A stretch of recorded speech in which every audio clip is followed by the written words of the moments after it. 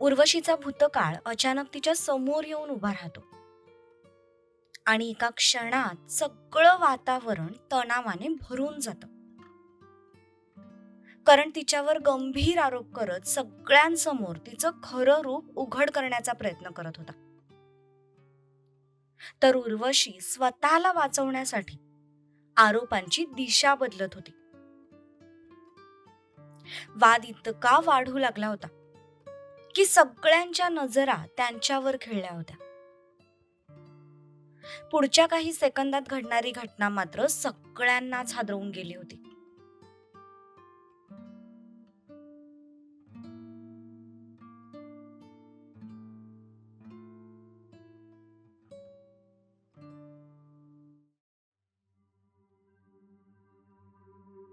करण उर्वशीच्या समोर येऊन उभा राहिला, पण तो तिला काही बोलणार तितक्यात उर्वशीने त्याचा हात पकडला आणि त्याला त्याच्याच गाडीच्या दिशेने घेऊन जाऊ लागली. त्या दोघांना जाताना बघून बाकीच्यांना वाटलं तिच्या कोणी ओळखीचा असेल, म्हणून सगळ्यांनी इग्नोर केलं आणि सगळे पुन्हा आपापल्या कामाला लागले.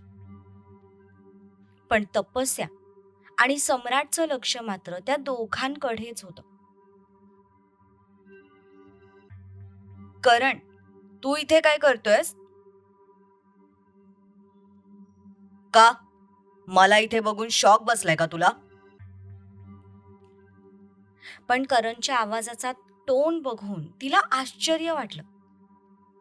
नेहमी तिच्या मागे पुढे करणारा, तिच्याशी गोडगोड बोलणारा मुलगा आज तिच्याशी वेगळ्याच टोन मध्ये बोलत होता. तिला आश्चर्य वाटणं साहजिक होतं. तुला कोणी सांगितलं मी इथे आहे म्हणून? सध्या ते महत्वाचं नाहीये. महत्वाचं ते आहे जे मी इथे तुला सांगण्यासाठी आलोय. हे बघ करण, तुला जे काही सांगायचं होतं ते तू फोनवर सुद्धा सांगू शकत होतास. त्यासाठी तुला इथे यायची काय गरज होती? फोनवर माझे 2ही नंबर ब्लॉकलिस्टला टाकलेस तू. मग कसा कॉन्टॅक्ट करणार होतो मी तुझ्याशी? YouTube वरून? फाईन. हे बघ, तुला जे काही बोलायचं असेल ते आपण नंतर बोलूया. आता प्लीज तू इथून जा. कोणत्या हॉटेलवर थांबलायस ते मला सांग. मी इव्हनिंगला येऊन तुला भेटते. पण मला बघून चेहऱ्याचा रंग का उडालाय तुझ्या?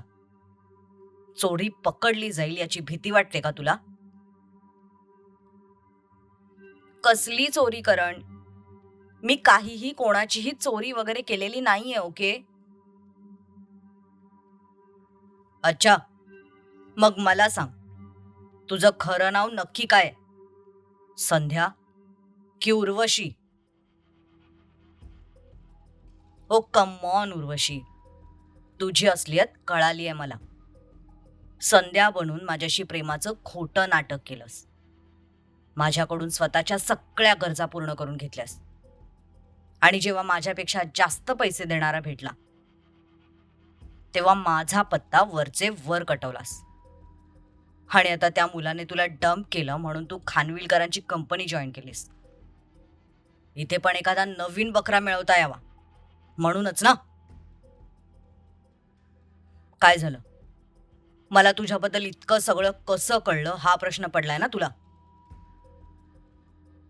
हे बघ करण, तू आता इथून जा. आपण संध्याकाळी निवांत या विषयावर बोलू. ओके? No veg.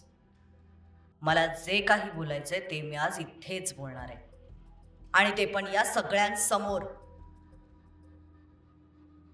करण इतका जोरात ओरडला की आजूबाजूचे सगळे त्या दोघांकडे बघू लागले. उर्वशी तर त्याच्या इतक्या मोठ्या ओरडण्याने दचकलीच. पण जेव्हा तिला समजलं की सगळे त्यांच्याकडे बघतायत तेव्हा मात्र तिने खूप रागात करणकडे पाहिलं. करण, आवाज खाली ठेव हं. नाहीतर नाहीतर काय?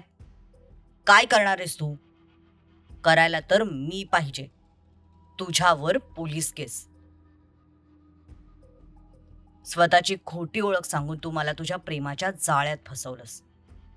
माझ्याकडून गोडगोड बोलून पैसे उकळलेस. यासाठी मी तुझी पोलिसात तक्रार करू शकतो. इनफॅक्ट मी करणारच आहे. इतके दिवस मला वाटत होतं की मी तुला खुश ठेवू शकलो नाही, तुझ्या गरजा पूर्ण करू शकलो नाही, म्हणून तू मला सोडलंस. म्हणून मी तुला मनवण्याचा प्रयत्न करत होतो.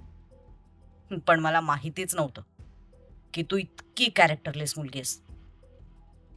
पैशांसाठी वेगवेगळी नावं घेऊन मुलांना फसवतेस, त्यांच्या भावनांशी खेळतेस, आणि दुसरा एखादा सुंदर आणि श्रीमंत मुलगा दिसला की त्याला सोडून दुसऱ्याकडे निघून जातेस.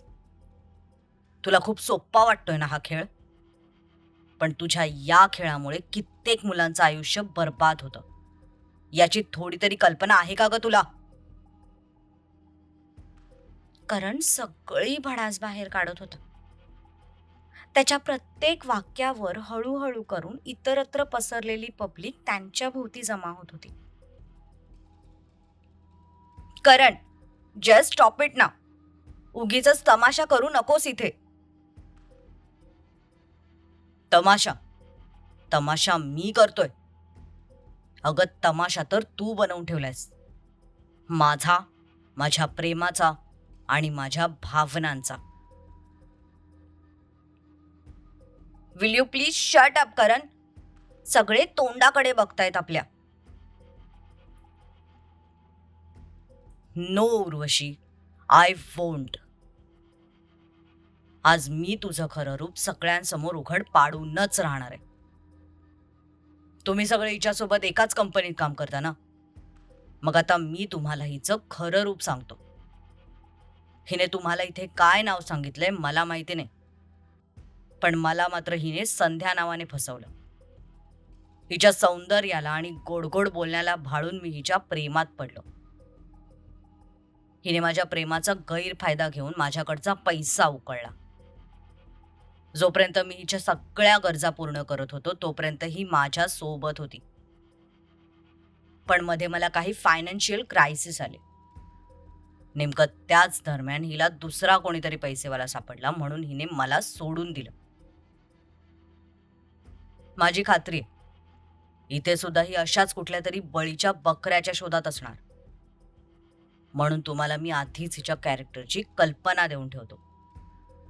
एक नंबरची फ्रॉड आहे ही मुलगी. हिच्यावर विश्वास ठेवू नका. पण करण ज्या पद्धतीने तिची इज्जत उतरवत होता ते बघून आता उर्वशीचं डोकं सटकलं. ती ताड ताड चालत त्याच्या जवळ गेली. तिने त्याच्या दंडाला पकडून त्याला मागे वळवलं आणि रागाच्या भरात त्याच्यावर हात उचलला. पण तिचा हात त्याच्या गालापर्यंत पोहोचायच्या आधीच तो हवेत अडवला गेला. उर्वशीने रागात त्या दुसऱ्या हाताकडे पाहिलं तर तो हात तपस्याचा होता. तपस्या, हात सोड माझा. नाही सोडणार. काय चुकीचं बोलतोय तो? खरं तर बोलतोय. मग त्याने बोललेलं खरं इतकं का झोंबतंय तुला? तुला तर चान्सच हवा असतो ग, मला कमीपणा दाखवायचा. मला तर वाटतंय की याला सुद्धा तूच फितवलं असणार. खरं खरं सांग तपस्या, याला तूच बोलवलं असणार इथे. तुझा आणि याचा कॉन्टॅक्ट कसा झाला ते मला माहिती नाही, but yes, I am 100% sure की या सगळ्याला तूच जबाबदार आहेस. पण एक गोष्ट लक्षात ठेव तपस्या, तू माझं काहीही वाकडं करू शकणार नाहीस. ती नाही करू शकत, पण मी मात्र तुझं खूप काही वाकडं करू शकतो. अचानक सम्राटचा भारदस्त आवाज घुमला. तशा सगळ्यांच्या नजरा त्या दिशेने वळल्या. समोरून सम्राट दोन्ही खिशात हात टाकून एकदम स्टाईल मध्ये चालत येत होता. सर सर बरं झालं तुम्ही आलात. सर हा मुलगा खोटं बोलतोय. मी कोणालाही फसवलेलं नाहीये. इनफॅक्ट यानेच मला फसवलं होतं. हो, हे खरंय की आमचं एकमेकांवर प्रेम होतं. पण मी याला पैशांसाठी सोडलं नव्हतं. उलट याचंच दुसऱ्या मुलीसोबत अफेअर होतं. म्हणून याने मला सोडलं. आणि आता मला इतक्या चांगल्या कंपनीत जॉब मिळालाय म्हणून पैशांसाठी मला ब्लॅकमेल करतोय. आणि माझी खात्री आहे की याला फितवणारी मुलगी दुसरी तिसरी कोणी नसून ही तपस्या आहे. माझ्यावर जळते ती. हिने मला पहिल्या दिवशी सिलेक्ट केलं नव्हतं. पण हिच्या नाकावर टिचून तुम्ही मला तुमची पर्सनल असिस्टंट बनवलंत. त्याचा राग आहे हिच्या मनात. म्हणून सगळ्यांच्या नजरेत मला पाडण्यासाठी हिने हा सगळा बनाव रचलाय. एवढंच नाही तर हिने आपल्या कंपनीचे रूल सुद्धा ब्रेक केलेत. आपल्या रिसॉर्टवर हिने हिच्या बॉयफ्रेंडला बोलवलं होतं. इतकंच नाही तर कालची पूर्ण रात्र ती त्याच्यासोबत होती. सर, मला वाटतं तुम्ही हिच्यावर कारवाई करायला हवी. हिने विनाकारण मला त्रास देण्याचा प्रयत्न केलाय. आणि दुसरं म्हणजे हिने आपल्या ऑफिसचे रूल सुद्धा ब्रेक केलेत. मिस्टर सम्राट, ही उर्वशी खोटं बोलते. माझं कुणाबरोबरही काहीही अफेअर वगैरे नव्हतं. मला कोणत्याही तपस्याने वगैरे फोन करून बोलवलेलं नाहीये. मला एका नीनावी नावाने फोन आला होता. त्यानेच हिच्या विरुद्धचे सगळे पुरावे मला पाठवले आणि मला फोन करून इथे बोलावून घेतलं. भलं हो त्या माणसाचं, कारण त्या माणसामुळेच माझे डोळे उघडले. नाहीतर मी अजून किती महिने आणि किती वर्ष हिला मनवण्यात वाया घालवले असते देव जाणे. आणि तुम्ही हिच्या बोलण्याला फसू नका. ही खूप मॅनिप्युलेटिव्ह आहे. अशीच गोड गोड बोलून दुसऱ्यांना स्वतःच्या जाळ्यात फसवते. एक नंबरची खोटारडी आहे ही मुलगी. मी तर म्हणतो तुम्ही हिला तुमच्या ऑफिसमधून काढून टाका. अजिबात विश्वास ठेवण्यालायक नाहीये ही.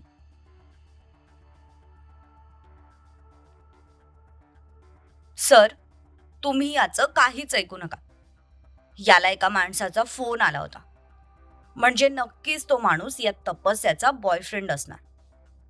हिने स्वतःचं नाव मध्ये येऊ नये म्हणून तिच्या बॉयफ्रेंडला हाताशी धरून हे सगळे कांड केले असणार. सर, विश्वास ठेवा माझ्यावर. हा सगळा मला बदनाम करण्यासाठी कट रचला जातोय. ही तपस्या जळते माझ्यावर. हिच्यापेक्षा जास्त मी सुंदर आहे. तुम्ही हिला इग्नोर करून मला तुमची पर्सनल असिस्टंट बनवलं. याचा राग आहे हिच्या मनात. आणि तोच राग ही अशा प्रकारे बाहेर काढते. सर, तुम्ही माझ्यावर ऍक्शन घेण्याऐवजी हिच्यावर ऍक्शन घ्या. हिला जॉबवरून काढून टाका. उर्वशी खरं बोलते. या सगळ्याला मी जबाबदार आहे. बघितलं सर, हिने स्वतःच्या तोंडाने कबूल केले. आता तरी तुम्ही हिच्यावर ऍक्शन घ्या. काढून टाका हिला नोकरीवरून. असे एम्प्लॉईज कंपनीसाठी घातक असतात. ते काय मला जॉबवरून काढणार? मीच आज स्वतःला या जॉबवरून काढून टाकते. तसा सम्राट शॉक होऊन तिच्याकडे बघू लागला. हा जॉब मिळवण्यासाठी तिने किती काय काय केलं होतं. आणि आता हा जॉब सोडण्याबद्दल तीच बोलत होती.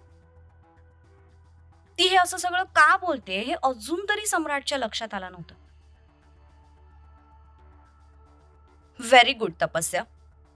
तशी पण तुझी लायकी नाहीये इतक्या मोठ्या कंपनीत काम करायची. लायकी? तुला माझी लायकी बघायची?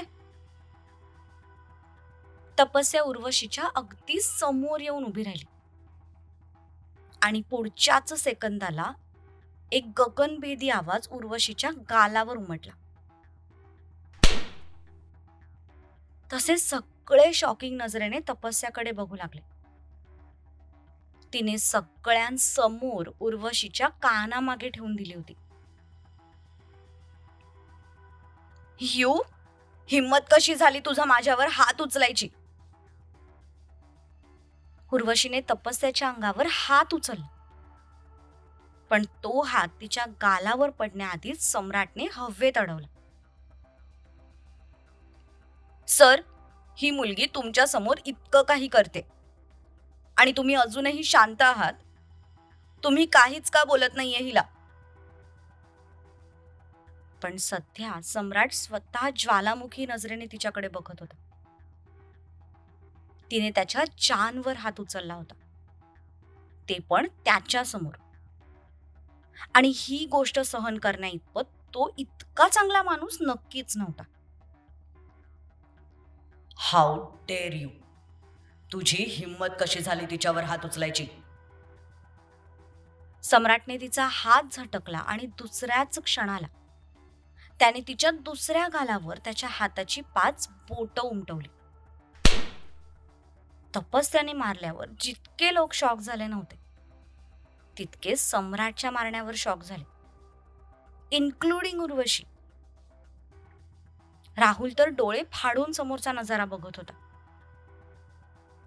समोर नक्की काय चालू आहे कुणालाच काहीच कळत नव्हतं. जे काही घडत होतं ते अगदीच समजण्यापलीकडचं होतं. सर, तुम्ही हिच्यासाठी माझ्यावर हात उचललात? माझ्यासाठी नाही तर मग कोणासाठी स्टँड घेणार ते? आणि हो, मगाशी तूच म्हणालीस ना की या सगळ्याला मी जबाबदार आहे म्हणून मला नोकरीवरून काढून टाकायला हवं. सी, आता मी स्वतःहून ही नोकरी सोडली, पण आता तुझी सुद्धा या कंपनीतून हक्कलपट्टी होणार आहे.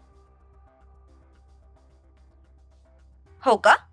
आणि हे ठरवणारी तू कोण? बॉस, या कंपनीची बॉस, तुमच्या बॉसची पण बॉस, मिसेस तपस्या सम्राट खानविलकर. तपस्याचा आवाज हवेत घुमला. सगळे डोळे फाडून तिच्याकडे बघू लागले. उर्वशीचा चेहरा तर पाहण्यालायक झाला. राहुलचे हात आपोआप स्वतःच्या छातीवर गेले आणि तोंडाचा भला मोठा आवाज लागला. बायको आहे मी सम्राटची, या कंपनीची खरी मालकीण, आणि मालकीण या हक्काने मी तुला आज या नोकरीवरून काढून टाकते. Just get out of my company. Urvashi तर शॉकिंगली तिच्याकडे बघत होती. या झटक्यासाठी ती अजिबात रेडी नव्हती. कसं रिॲक्ट करावं हे तिला समजतच नव्हतं. सम्राट, मला ही मुलगी पुन्हा आपल्या कंपनीच्या आवारात दिसता कामा नये.